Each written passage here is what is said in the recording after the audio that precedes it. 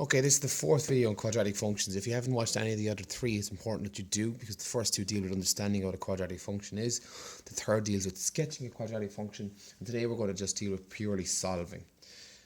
Now, sometimes we come across solving a quadratic function, we can use a special formula. Okay, so we're going to be solving, we're purely solving, we're not going to ask you to graph these today. And a lot of time these questions say, solve correct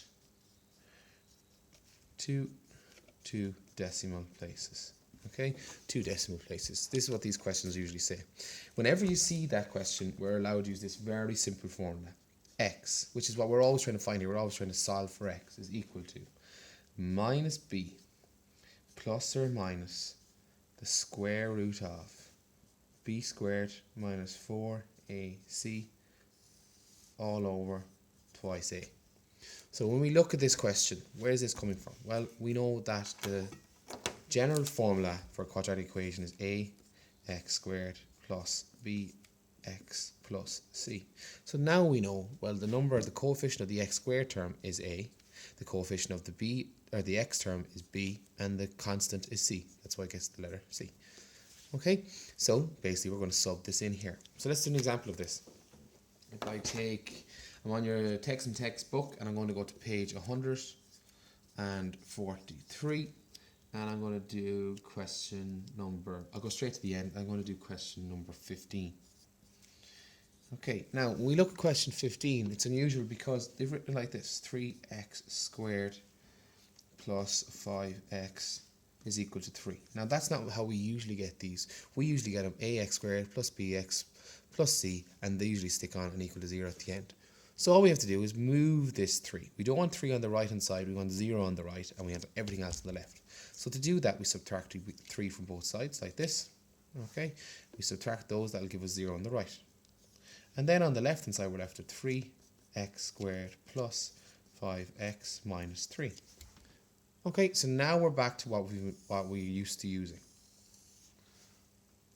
Now, this question actually says solve correct two decimal places, and then it also says using the minus b formula.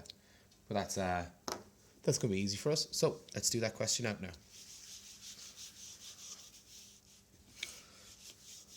So we figured out that our question actually reads like this: 3x squared plus 5x minus 3 is equal to 0, because we manipulated in the last little bit of the video. If you missed that, go back again. So we're going to find out what a is, what b is, and what c is. Well, a is 3, b is 5, because it's the x coefficient, and c is the constant, the number with any x on it, and that's a minus 3. Don't leave out that minus, it's really important. Now, before you start this question, you're always going to write down your formula. Minus b plus or minus the square root of b squared minus 4ac all over twice a. And that's an answer for x. Now we're going to go through this bit by bit. So, first of all, x is equal to, because that's what we're trying to find an answer for. X is the roots. So minus b, so we're going to go minus, and in a bracket you're going to write your b term. There's going to be loads of brackets in this now. Plus or minus, we're going to talk about that in a second. The square root of, again, you got b and you got it squared, so you put in your b term in a bracket and you square it. And then we got minus, and we got a 4. Then we put another bracket for an a term, which is 3. Now I need to be careful. We've got a c term, which is minus 3. So there's a little bit of multiplication there, so just be careful when you multiply that out. All over 2a, so it's twice a, which is 3.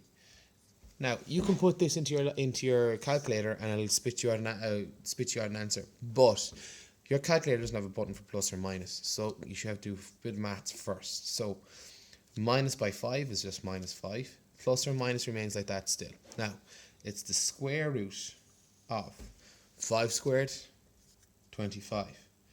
3 by 3 is 9. By 4, 4 9s are 36. And then we got a minus by a minus, so that becomes a plus. Then we get the square root of that all over twice 3, which is 6, like this. Now, one last little bit left here. We go minus 5, still plus or minus. We still haven't got to that symbol yet. Just keep writing that down. 25 plus 36, that's going to be 6, and 25 is 31, and 30 is 61. All over 6 like this. Now, the plus or minus means that you're going to have two answers, because we know that quadratic equations, if they have any roots, they'll generally have two. Like this, okay? So here's one and there's the other.